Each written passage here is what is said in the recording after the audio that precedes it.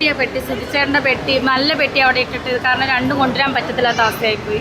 അപ്പോൾ സുധിച്ചേട്ടൻ്റെ പെട്ടി ഓർമ്മയ്ക്കായിട്ട് എനിക്കത് കളയാൻ പറ്റത്തില്ല. അതുകൊണ്ട് അത് പൊട്ടിപ്പോയിട്ട് ഞാനത് കൊണ്ടുവന്ന് മറ്റേ പുതിയത് കളഞ്ഞിട്ട് പോകുന്നു.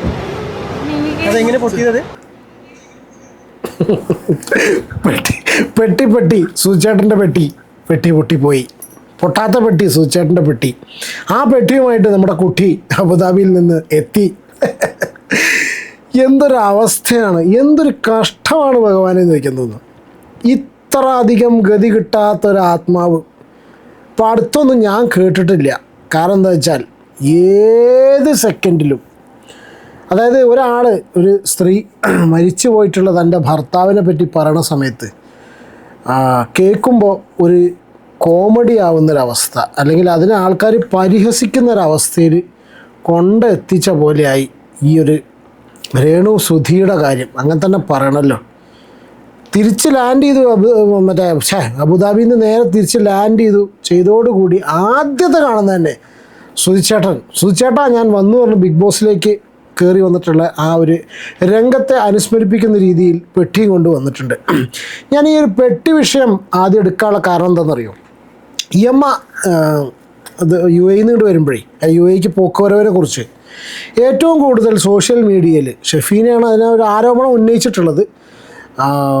അതായത് എന്തിനാണ് ഇവരിങ്ങനെ ഇടയ്ക്കിടയ്ക്ക് അവിടെ പോകുന്നത്, ഇത്രയും ദിവസം നിൽക്കുന്നത്, ഇത്ര അധികം ലഗേജ് എവിടെ നിന്ന് കൊണ്ടുവരാനുണ്ടാവുന്നു എന്നൊക്കെ പറഞ്ഞിട്ട് വളരെ ഗുരുതരമായിട്ടുള്ള ആരോപണം എയർപോർട്ട് കസ്റ്റംസ് പ്ലസ് ഇവർക്കെതിരെ ഉന്നയിച്ചിട്ടുള്ളൊരു സാഹചര്യം ഉണ്ടായി. അപ്പോൾ ആ ഒരു ആരോപണം നിങ്ങൾക്ക് ഒരുവിധം മനസ്സിലായിട്ടുണ്ടാവും. കാരണം വെച്ചാൽ ഇവരൊരു കാരിയറാണെന്നാണ് ഷെഫീന ആരോപിച്ചത്. ഈ ബാലഭാസ്കറിൻ്റെ എക്സാമ്പിൾ സൈറ്റ് ചെയ്തിട്ടാണ് അവർ പറഞ്ഞിട്ടുള്ളത്. കാരണം വെച്ചാൽ ബാലഭാസ്കർ അങ്ങോട്ടും ഇങ്ങോട്ടും പോകുന്ന സമയത്തിനൊന്നും ആരും അറിഞ്ഞില്ല, അയാളില്ലാതായതിനു ശേഷമാണ് അറിഞ്ഞിട്ടുള്ളത്. കാരിയറാണ്, ശ്രദ്ധിക്കണം എന്നല്ല, ആരെങ്കിലും ഇതിൽ ഒന്ന് പരിശോധിക്കണം എന്നൊക്കെ പറഞ്ഞിട്ട് വളരെ സ്ട്രോങ് ആയിട്ടുള്ള വീഡിയോസൊക്കെയാണ് സോഷ്യൽ മീഡിയയിൽ ഉണ്ടായിട്ടുള്ളത്. രണ്ട് രീതിയിലും ആൾക്കാർ അതിനെ പെർസീവ് ചെയ്തു. പിന്നെ കസ്റ്റംസും എയർപോർട്ടിലുള്ള സ്റ്റാഫൊക്കെ വെറുതെ ആണോ എന്നൊക്കെ ചോദിച്ചിട്ട് ഒരു വിഭാഗം ചോദിച്ചു. ഒരു വിഭാഗം ഇതിന് സപ്പോർട്ടായിട്ട് നിന്നൊരു സിറ്റുവേഷനൊക്കെ ഉണ്ടായിരുന്നുണ്ട്. അപ്പോൾ ഇങ്ങനെയുള്ളൊരു അവസ്ഥയിൽ ആ ഒരു ആരോപണം വന്നതിന് ശേഷം രേണു സുധി വരുമ്പോൾ രേണുവിന് സാധാരണ ഈ ആരോപിക്കുന്ന രീതിയിലുണ്ടായിട്ടുള്ള ലഗേജ് ഒന്നും രേണു കൊണ്ടുവന്നിട്ടില്ല. രേണു ആകെ കുറച്ച് ഒരൊറ്റ പെട്ടിയായിട്ടാണ് വന്നിട്ടുള്ളത്. ബാക്കി പെട്ടിയില്ല. അതിന് കൊടുത്തിട്ടുള്ള റീസൺ എന്ന് പറഞ്ഞാൽ പെട്ടി പൊട്ടി, എൻ്റെ ഒരു പെട്ടി പൊട്ടിപ്പോയി, ഞാൻ അടുത്ത പെട്ടിയായിട്ട് പോന്നു എന്നതിന് പകരം അവിടെ നമ്മുടെ മെയിൻ ഇൻഗ്രീഡിയൻ്റ് ആയിട്ടുള്ള കൊല്ലം സുധിയും കൂടെ ആഡ് ചെയ്തിട്ടുണ്ട്. ഞാനതാ പറഞ്ഞു, ഈ ചങ്ങായിക്ക് ഇങ്ങനെ ഒരു ഗതികെട്ട ആത്മാവ് വേറെ ഉണ്ടായിണ്ടാവില്ല. നമ്മൾ പറയില്ലേ, ഈ മൂക്കിനൊക്കെ ഇങ്ങനെ ഇറിറ്റേഷൻ വരും, പറയും ആരോ നമ്മളെക്കുറിച്ച് ചിന്തിക്കുന്നുണ്ട് അറിയില്ലേ, ആ ഒരു അവസ്ഥേൻ്റെ ഭയാനക വേർഷനായിരിക്കും. ഈ ചങ്ങായി അവിടെ മുകളിൽ ഇരുന്നിട്ട് ഒരു തുള്ളി പോലും ഇതിനൊരു സ്വൈര്യം ഉണ്ടായിരിക്കില്ല. എന്തായാലും രേണു തിരിച്ചെത്തിയിട്ടുണ്ട്. രേണു തിരിച്ചെത്തിയ ഒരു പശ്ചാത്തലം എന്ന് പറഞ്ഞാൽ ഈ മറ്റേ മകൻ്റെ ആ ഒരു വീഡിയോ വന്നതിന് ശേഷമാണല്ലോ. മകൻ്റെ വീഡിയോ കൊണ്ട് സത്യം പറഞ്ഞാൽ രേണു എക്സ്പോസ്ഡ് ആയിട്ടുണ്ട്. രേണു ഓൾറെഡി പല കാര്യങ്ങളിലും എക്സ്പോസ്ഡ് ആണ്.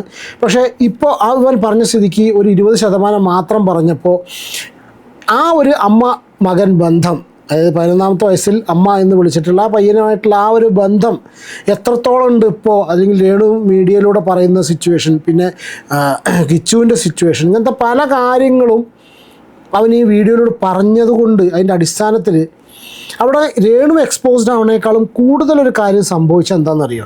നിങ്ങൾ ഇന്ന് രേണുവിൻ്റെ ഈ വീഡിയോ ഇപ്പോൾ ഏകദേശം കുറച്ച് ലേറ്റായി പോയി ഞാൻ ഈ വീഡിയോ ചെയ്യാൻ. ഈ ഒരു വീഡിയോ വന്ന സ്ഥിതിക്ക് പറയുകയാണ്, നിങ്ങൾ ആ വീഡിയോ കണ്ടവർ നിങ്ങൾ ശരിക്കും ഇരുത്തി ചിന്തിച്ച് നോക്കൂ.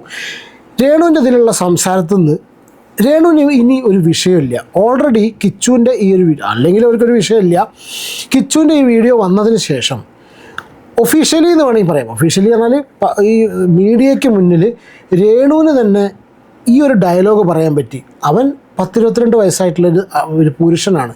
അവൻ ഇഷ്ടപ്പെട്ട രീതിയിൽ അവൻ സംസാരിക്കട്ടെ, എനിക്കതിലൊന്നും പറയാനില്ല, എനിക്ക് അവൻ്റെ കാര്യത്തിലൊന്നുമില്ല, അവന് വേണമെങ്കിൽ വരാൻ തീരുമാനം എടുക്കാം എന്നുള്ളൊരു കണ്ടീഷനിലേക്ക് ഈ ഒരു ഇവൻ്റെ കിച്ചുവിൻ്റെ ലൈവ് കൊണ്ട് എത്തിച്ചിട്ടുണ്ട്. ഇതുവരെ വിരമ്പിലുള്ള കാര്യങ്ങളൊന്നും തുറന്നു പറയാതെ രേണു ഇങ്ങനെ ഒപ്പിച്ചു പോകുന്ന, പുറത്തേക്കൊന്നും പറയാതെ പോകുന്ന സിറ്റുവേഷനിൽ ഇവൻ്റെ ലൈവ് കാരണം ഇപ്പോൾ രേണുവിന് വളരെ ഓപ്പണായിട്ട് പറയാൻ പറ്റി. ഇനി അവൻ്റെ പേര് ഒരു റെസ്പോൺസിബിലിറ്റി ഇല്ല, ഞാൻ കഴിഞ്ഞ ആഴ്ചയും കൂടി ഇവന് കാശ് കൊടുത്താണ്, അവൻ ഇങ്ങനെ പറഞ്ഞ സ്ഥിതിക്ക് ഇനിയിപ്പോൾ അവന് തീരുമാനിക്കാം എന്നുള്ളൊരു സംഗതി പറഞ്ഞിട്ട് രേണു വളരെ നൈസായിട്ടല്ല, രേണു വളരെ കൃത്യമായിട്ട് സ്കൂട്ടായിട്ടുള്ള ഒരു രീതിയിലുള്ള റിപ്ലൈ ആണ് ഇന്നത്തെ ഈ വന്നിറങ്ങിയിട്ടുള്ള ഒരു ഇൻ്റർവ്യൂ കണ്ടപ്പോൾ എനിക്ക് മനസ്സിലായത്. നിങ്ങളുടെ അഭിപ്രായം നിങ്ങൾ കമൻറ്റ് ചെയ്യൂ. കാരണം എന്താണെന്നറിയോ, സാധാരണഗതിയിൽ രേണുവിൻ്റെ ഭാഗത്തു നിന്ന് ഉണ്ടാവുന്ന രീതിയിലുള്ള പ്രതികരണമായിരുന്നില്ല. ആരോ വളരെ കൃത്യമായിട്ട് ഇന്ന രീതിയിലാണ് സംസാരിക്കേണ്ടത്, ഇതൊക്കെയാണ് നിങ്ങൾക്ക് വരാനുള്ള ചോദ്യം, ഈ ചോദ്യങ്ങൾക്ക് നിങ്ങൾ ഇതൊക്കെയാണ് മറുപടി കൊടുക്കേണ്ടത് എന്നുള്ള രീതിയിൽ വളരെ കൃത്യമായിട്ടുള്ള മറുപടി ആയിരുന്നു ഇപ്രാവശ്യം രേണുവിൻ്റെ ഭാഗത്തു നിന്ന് ഉണ്ടായത്. ഇപ്രാവശ്യം ഈ കിച്ചുവിൻ്റെ വീഡിയോ വന്നിട്ട് ഈ ഇത്രയധികം കോലാഹലം ഉണ്ടാകുമ്പോഴൊക്കെ രേണു പറയുന്ന പോലെ തന്നെ, രേണുവിൻ്റെ ഭാഗത്തുനിന്ന് വാക്കുകൾ വന്ന പോലെ തന്നെയാണ് രേണുവിന് വേണ്ടി ആൾക്കാർ സംസാരിച്ചിട്ടുള്ളത്. രേണുവിന് വേണ്ടി ആൾക്കാർ സംസാരിക്കുന്ന സമയത്ത് പുറത്ത് കിച്ചുവിന് വേണ്ടി പലരും സംസാരിക്കുമ്പോൾ ഇവിടെ രേണുവിന് വേണ്ടി സംസാരിക്കുമ്പോൾ രേണു ഇവരുടെയൊക്കെ വീഡിയോസ് എടുത്ത് സ്റ്റോറിയും കാര്യങ്ങളും യൂട്യൂബിലിടുക, മറ്റേ ഇൻസ്റ്റാഗ്രാമിൽ ഇടുന്നുണ്ടെങ്കിൽ, അല്ലെങ്കിൽ കൊളാബ് ചെയ്യുന്നുണ്ടെങ്കിൽ വളരെ കൃത്യമായിട്ടൊരു കാര്യം എവിഡൻ്റ് ആണ്. രേണുവിന് എന്താണോ പറയാനുള്ളത് അത് തന്നെയാണ് ഇവർ പറയുന്നത്. ഈ രേണു ഇവരെ കൊണ്ട് പറയിപ്പിക്കുകയാണ്, അല്ലെങ്കിൽ അവർ പറയുന്ന സാധനം തന്നെയാണ് എനിക്ക് പറയാനുള്ളത് എന്നുള്ളത് വളരെ കൃത്യമായിട്ട് എൻഡോസ് ചെയ്ത് വിടുന്നൊരു സിറ്റുവേഷനാണ് കണ്ടിട്ടുള്ളത്. അപ്പോൾ എന്തായാലും രേണു വന്നതിന് ശേഷം പറഞ്ഞ ചില കാര്യങ്ങൾ നോക്കാം. കൃത്യമായിട്ട് ഇതിലൊന്നും കാര്യമായിട്ടുള്ള റെസ്പോൺസിബിലിറ്റി ഇനി രേണുവിനില്ല എന്നുള്ളൊരു കണ്ടീഷനിൽ. കാരണം ഇവർ തിരുത്താൻ കഴിയില്ല, തിരുത്തേണ്ട ഭാഗമല്ല. പല ആൾക്കാരും ഇങ്ങനെ ജീവിക്കാൻ പാടില്ല, ഇവർ തിരുത്താൻ പാടില്ല, ഇവർ തിരുത്തേണ്ടതാണ്, വിധവകളുടെ റെപ്രസെൻറ്റേറ്റീവായിട്ട് വെക്കേണ്ട, ഒന്നും പറഞ്ഞിട്ട് കാര്യമില്ല. ഇവരെ സ്റ്റോപ്പ് ചെയ്യാനേ പറ്റില്ല. സ്റ്റോപ്പ് ചെയ്യാൻ എനിക്കിപ്പോൾ അവരെ സ്റ്റോപ്പ് ചെയ്യണമെന്നൊന്നുമില്ല. എനിക്ക് ജസ്റ്റ് ഒരു സോഷ്യൽ മീഡിയ കോണ്ടൻറ്റ് മാത്രമാണ്. അല്ലാണ്ട് നമ്മൾ ഇവരെ നന്നാക്കണമെന്നോ നേരെയാക്കണമെന്നോ ഇവർ നല്ല രീതിയിൽ പോകണമെന്നോ, അല്ലെങ്കിൽ സോഷ്യൽ മീഡിയ നോക്കുന്ന സമയത്ത് ഇവരെ സ്ക്രോൾ ചെയ്ത് പോകുന്നത് കൊണ്ട് എനിക്ക് ഭയങ്കര ബുദ്ധിമുട്ടായിട്ട് ഞാൻ എന്ത് ചെയ്യണമെന്നറിയാതെ ബുദ്ധിമുട്ടിയിരിക്കുന്ന ഒരു സിറ്റിസണൊന്നുമല്ല ഞാൻ. നമ്മൾ ജസ്റ്റ് സോഷ്യൽ മീഡിയയിൽ കാണുന്ന കാര്യങ്ങൾ കാണുന്നതിനുള്ള അഭിപ്രായം പറയുന്നു. പല രീതിയിലുള്ള കോണ്ടൻറ്റ് നമ്മുടെ മുന്നിലേക്ക് വരുന്നുണ്ട്, അതിനുള്ള അഭിപ്രായം പറയുന്നു, റിയാക്ഷൻ ചെയ്യുന്നു, ദാറ്റ്സ് ഇറ്റ്. അല്ലാണ്ട് ഇവരെ തിരുത്താനോ ഇവർ സബ്സ്ക്രിപ്ഷൻ, ആദ്യത്തെ വീഡിയോ ഞാൻ ചെയ്തിൻ്റെ വീഡിയോസ് കണ്ടവരൊക്കെ അറിയാം. ഞാൻ പറഞ്ഞു സബ്സ്ക്രിപ്ഷൻ എന്ന് പറഞ്ഞാൽ മെറ്റ കൊടുക്കുന്നൊരു ഫീച്ചറാണ്. അവർ ചെയ്യുകയാണെങ്കിൽ ചെയ്യട്ടെ. അതിൽ അവർ വളരെ മോശമായിട്ടുള്ള വീഡിയോസ് എന്തെങ്കിലും ചെയ്യുന്നുണ്ടെങ്കിൽ അത് അവരുടെ പശ്ചാത്തലം, that is what she is, അവരതാണ്, അത് മനസ്സിലാക്കുക. അതുകൊണ്ട് അവരുടെ വീട്ടുകാർക്ക് പ്രശ്നമില്ല, പണം മാത്രം മതി എന്നുള്ള രീതിയിൽ പോകുന്ന എത്രയോ പേരില്ലേ. അങ്ങനത്തെ ഒരു ആളിലേക്ക് ഒരു അഡീഷൻ രേണുവും കൂടി അതിൽ വരുന്ന ഒരു സർനെയിം സുധി എന്ന് പറഞ്ഞ് വെക്കുന്ന സമയത്താണ് ആൾക്കാർക്ക് ഈ ഒരു സെൻറ്റിമെൻറ്റ്സ് വരേണ്ടത്. അതിൻ്റെയൊക്കെ കാലം കഴിഞ്ഞു. ഇനിയിപ്പോൾ കാരണം വെച്ചാൽ ഒരു കാര്യം മനസ്സിലാക്കുക, സുധി എന്ന് പറഞ്ഞിട്ടുള്ള ആ ചങ്ങായിനെ കുറിച്ച് കേൾക്കാവുന്നതിൻ്റെ അപ്പുറം കേട്ടിട്ടുണ്ട്. അപ്പോൾ അവത് വലിയൊരു മഹത് വ്യക്തിയായിട്ട് അതിൻ്റെ ഭാര്യ അയാൾ മരിച്ചു പോയതിന് ശേഷം ഇതുപോലുള്ള കാര്യങ്ങൾ കാണിക്കുന്നു എന്നും പറഞ്ഞിട്ടൊന്നും പറയേണ്ട ഒരു കാര്യമില്ല. അയാളുടെ മാർക്കറ്റ് ഏതായാലും ഇടിഞ്ഞ് കൂപ്പ് കുത്തി സീറോൻ്റെ നെഗറ്റീവ് വാല്യൂ ആയിട്ട് പോയിട്ടുണ്ട്. അതിൻ്റെ കൂട്ടത്തിൽ ഇപ്പോൾ അവൻ്റെ ഭാര്യ എന്ന് പറയുന്ന സമയത്ത് നമുക്ക് ആ ഒരു ഇതിൻ്റെ ആവശ്യം തന്നെ ഇല്ല. പിന്നെ അനാവശ്യമായിട്ട് അവർ നടന്ന് പിന്തുടർന്ന് ആക്രമിക്കേണ്ട ഒരു കാര്യമില്ല. ഞാനത് ചെയ്യുന്നില്ല, നമ്മൾ ഇങ്ങനത്തെ കാര്യങ്ങൾ പറയുന്ന സമയത്ത് നമ്മൾ അഭിപ്രായം പറഞ്ഞു പോകുന്നേ ഉള്ളൂ. എന്തോ കാണിച്ചോട്ടെ, സോഷ്യൽ മീഡിയയിൽ വന്ന് കാണിക്കുന്ന ഒരു കോണ്ടൻറ്റ് അതിന് നമ്മൾ റിയാക്ട് ചെയ്യുന്നു എന്ന് മാത്രം. കിച്ചുവിനെ സംബന്ധിച്ച് ഇപ്പോൾ കിച്ചുവിന് 10-22 വയസ്സായി, പ്രായപൂർത്തിയായ ഒരു മകനാണ്. സോ അവനിപ്പം സ്വന്തമായിട്ട് സമ്പാദിക്കാറൊക്കെ ആയി. പിന്നെ അവൻ എന്തും പറയട്ടെ, അവന് എന്താ പറയുക, അവൻ വന്ന് പറയുന്ന അവൻ്റെ അഭിപ്രായങ്ങളും കാര്യങ്ങളും. ഇപ്പം അതിനകത്ത് വിയോജിപ്പോ കാര്യങ്ങളോ അവൻ ആരോടോ പിണക്കങ്ങളോ ഒന്നുമില്ല. പിന്നെ ഇതിൻ്റെ പുറകിൽ ആരൊക്കെയാണ് കളിച്ചതെന്നും എന്തിനാണ് മാനിപ്പുലേറ്റിംഗ് നടത്തി, അതുപോലെ തന്നെ എല്ലാവരും റീച്ചിന് വേണ്ടിയിട്ടാണ് ചെയ്യുന്നത്. ഒരുപാട് വഴക്ക് പറയുന്നുണ്ടായിരുന്നു, അവനെ ചേർത്ത് പിടിച്ചില്ല എന്നൊക്കെ പറയുന്നുണ്ട്. വളരെ കൃത്യമായിട്ട് ട്യൂൺ ചെയ്ത് വിട്ടിട്ടുള്ള മറുപടിയായിട്ട് എനിക്ക് ഫീൽ ചെയ്തു. നിങ്ങൾക്ക് എത്ര പേർക്ക് ഇത് തോന്നി എന്നുള്ളത് നിങ്ങളിപ്പോൾ കമൻറ്റ് ചെയ്യും. നിങ്ങൾക്കിത് തോന്നിയോ? വളരെ കൃത്യമായിട്ട് പറഞ്ഞു കൊടുത്തിട്ട് ട്യൂൺ ചെയ്ത മറുപടിയാണ്. കാരണം വെച്ചാൽ ഇതായിരിക്കും ക്വസ്റ്റ്യൻ, ഇതിനുള്ള മറുപടി ഇതാണ്, പോയിൻ്റ് ബൈ പോയിൻ്റ്. 22 വയസ്സ്, അവന് പ്രായപൂർത്തിയായി, അവനെ മാനിപ്പുലേറ്റ് ചെയ്തു, അവൻ കൃത്യമായിട്ട് അവൻ്റെ കാര്യങ്ങൾ അവൻ നോക്കട്ടെ.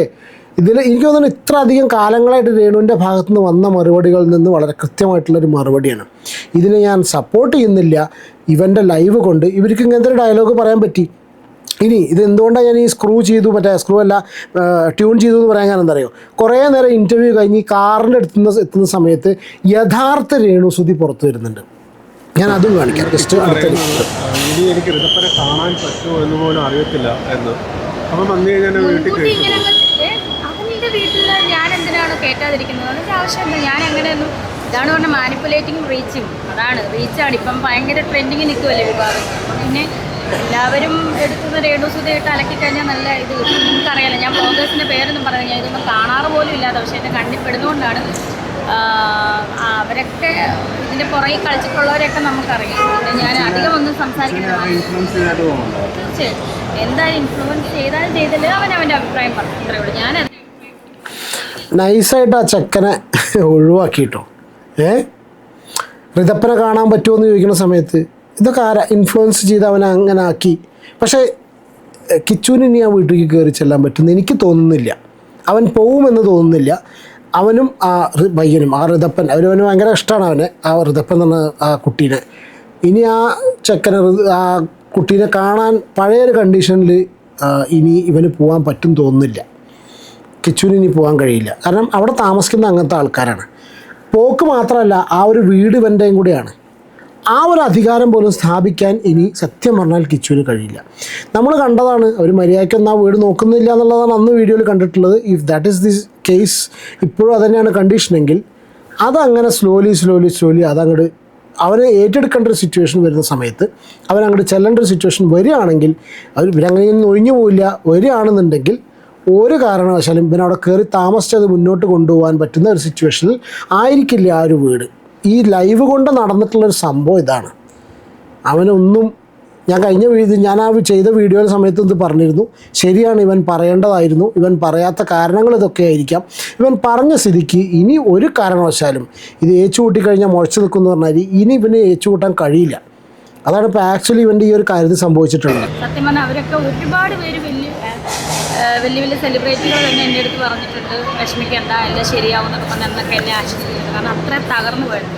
ഏറ്റവും കൂടുതൽ എൻ്റെ വീട്ടുകാർ ആശ്വസിപ്പിച്ചു. കരീഷ്മ രേണു കഴിഞ്ഞ ദിവസം കരഞ്ഞുകൊണ്ട് വീഡിയോ ഇട്ടു, അതിനുശേഷം ഒരു ഡാൻസ്, അതാണ് ഏറ്റവും കൂടുതൽ വിമർശനങ്ങൾക്ക് കാരണമായത്. അത് തന്നെ വിമർശിക്കുന്നവർ വിമർശിക്കുന്നു. എനിക്കിപ്പോൾ കരഞ്ഞു, എൻ്റെ മാനസിക വശമാണ് ഞാൻ അവിടെ കരച്ചിലൂടെ വന്നത്. അപ്പം തന്നെ എന്നെ സ്നേഹിക്കുന്നവരുണ്ട്, രേണു ഇങ്ങനെ കരഞ്ഞിരിക്കാൻ പാടില്ല, നീ നല്ല വീഡിയോ ഇടുക, എൻ്റെ സബ്ബിലെന്തോ നീ വീഡിയോ സബ്ബിലിടുക. എന്തായാലും ഞാൻ സബ്ബിലിടുന്ന എടുത്ത് ലോകം മുഴുവൻ പ്രദർശിപ്പിക്കുന്നുണ്ട്. അതുകൊണ്ട് എനിക്കത് വലിയ സംഭവം. അവനവൻ്റെ പേഴ്സണൽ ലൈഫ് നാട്ടുകാരുടെ മുന്നിൽ ഇട്ട് കൊടുക്കുന്ന കുറേ എണ്ണങ്ങൾ അതിപ്പോൾ സബ്ബാക്കി കൺവേർട്ട് ചെയ്തു. എൻ്റെ പേഴ്സണൽ കാര്യങ്ങൾ സബ്ബാക്കി മാറ്റുക, സബ്ബിന് കൊടുക്കുക. എന്തൊരു ജീവിതം അപ്പം അത്, പറയാതിരിക്കാൻ വയ്യ. എന്തായാലും ഈ ഒരു വീഡിയോ നിങ്ങളൊരു വിധം കണ്ടിട്ടുണ്ടായിരിക്കും. ഞാനൊരു ചെറിയൊരു പോർഷനും കൂടി ഞാൻ പ്ലേ ചെയ്യാം. ഒരു കാര്യം പറയാൻ വിട്ടാന്ന് വെച്ചാൽ കരഞ്ഞ് നിലവിളിച്ച് വീഡിയോ ഇടുക. ഞാൻ കഴിഞ്ഞ വീഡിയോയിൽ പറഞ്ഞിരുന്നു, ഇത് കണ്ട ആൾക്കാർ ഷടാ ഇതിൻ്റെ കാര്യം കഷ്ടമായില്ലോ എന്ന് പറഞ്ഞ് നാക്കുള്ളിലേക്ക് ഇടുന്നതിന് മുന്നേ അടുത്ത സാധനം വരും. എന്താണ് ഡിം എന്ന് പറഞ്ഞിട്ട് മറ്റേ സാധനം റീല് വരും. അപ്പോൾ ഷടാ നമ്മൾ എന്തിനാണ് മറ്റേ ഇപ്പം നമ്മളിതിനു വേണ്ടി കണ്ണീരൊഴിക്കുന്നത് ചിന്തിക്കുന്നൊരവസ്ഥയിലാണ് ഒരുവിധം എല്ലാവരും ഉള്ളത്. ഇത്രയും നേരം വളരെ സ്ക്രിപ്റ്റഡായിട്ട് പറയുന്ന രേണുവിനോട് പണ്ട് നമ്മൾ ഏറ്റവും കൂടുതൽ നമ്മൾ ഡിസ്കസ് ചെയ്ത കേസാണ് ഡബിൾ മീനിങ് കാര്യങ്ങൾ പറയുക, പുളകിതയാവുന്നൊരു സിറ്റുവേഷൻ. അതേ ഒരു സിറ്റുവേഷനിലേക്ക് പുറത്തൊക്കെ എത്തിക്കഴിയുമ്പോഴേക്ക് ഈ ക്യാരക്ടർ രേണു വിട്ടു. അതായത് രേണു അവിടെ നിന്ന് ഇറങ്ങി വന്ന സമയത്ത് പിടിച്ചിരുന്ന ഒരു ക്യാരക്ടർ, ആ ക്യാരക്ടർ വിട്ട് സംസാരിക്കുന്ന ഒരു സംഭവം. ഈ സബ്സ്ക്രിപ്ഷൻ എടുത്തിട്ട് റീപോസ്റ്റ് ചെയ്യുന്നത് അവർക്കെതിരെ എന്താണ് ചെയ്യേണ്ടത്? അവർക്കെതിരെ എനിക്ക് സന്തോഷമുള്ളൂ. അവരല്ലേ എനിക്ക് പ്രൊമോഷൻ ചെയ്യുന്നത്. അവർ സ്ക്രീൻഷോട്ട് എടുത്തിടും, ഇതിനകത്ത് എന്തായാലും കാണിക്കുന്നതെന്നറിയാം ആൾക്കാർ വന്ന് സബ്മിടും. ഇതാണ് രേണു. അപ്പോൾ ആ ഉള്ളിൽ നിന്ന് ആ ഒരു സാധനം റിയൽ രേണു പുറത്തേക്ക് വന്നു. പൈസ കൊടുത്തിട്ട് ചെയ്യുന്നവർ അങ്ങനെ കുറേ റീൽ വരുന്നുണ്ടല്ലോ, പൈസ കൊടുത്ത് ചെയ്യുന്നത്. സ്ക്രീൻഷോട്ടല്ലേ എടുക്കാൻ പറ്റത്തുള്ളൂ, എടുക്കട്ടെ, മുഴുവൻ എടുത്ത് ഇടാൻ പറ്റത്തില്ലല്ലോ, അവരെടുക്കട്ടെ എന്ന്. എനിക്കങ്ങനെ ഇങ്ങനെ വന്നായിരുന്നു കുറച്ച് പേര്, ചേച്ചി ഞങ്ങളൊക്കെ സബ് ചെയ്തിട്ട് ഇവർ സ്ക്രീൻഷോട്ട് എടുക്കുവാണല്ലോ ചേച്ചി, എന്താ പറയാ എന്നൊക്കെ ചോദിച്ച് കുറേ പേര് ഇങ്ങനെ സംസാരിച്ചിട്ടുണ്ടെങ്കിൽ ഞാൻ എന്താ ചെയ്യാനും. ഇനി സബ്സ്ക്രൈബ് ചെയ്യാനുള്ളവരോട് എന്താ പറയാനുള്ളത്? നിങ്ങൾ സബ്സ്ക്രൈബ് ചെയ്യാനുള്ളവരോട് ഞാൻ എന്ത് പറയണേ, ഇഷ്ടമുണ്ടെങ്കിൽ നിങ്ങൾ സബ്സ്ക്രൈബ് ചെയ്യുക. രേണു അതെന്താ പൈസ ഒറ്റയടിക്ക് ഒരു കൂട്ടിൽ കൂട്ടിയേ? എത്രയായി? ഇടിച്ചൊക്കെ കയറിയല്ലേ. നാണം കൊണ്ട് ഒരിക്കൽ നാണം വന്നിട്ടേ ഈ കോളേജ് പിള്ളേരെയൊക്കെ പോലെ ടീനേജ് ഗേൾ രേണു സുധി. നീ നേരത്തെ ചെയ്യാത്തെന്താ? എന്തായാലും ഭയങ്കര ഞാനൊക്കെ 99 ഉണ്ടായിരുന്നപ്പോഴേ ചെയ്തു. 49.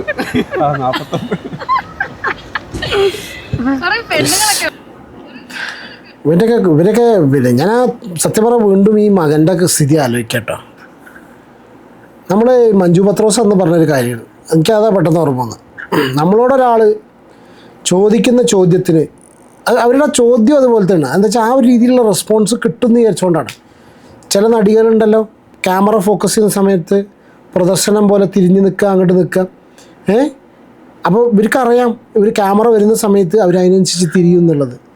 എന്തിനാണെന്നുള്ളത് മനസ്സിലായില്ലേ?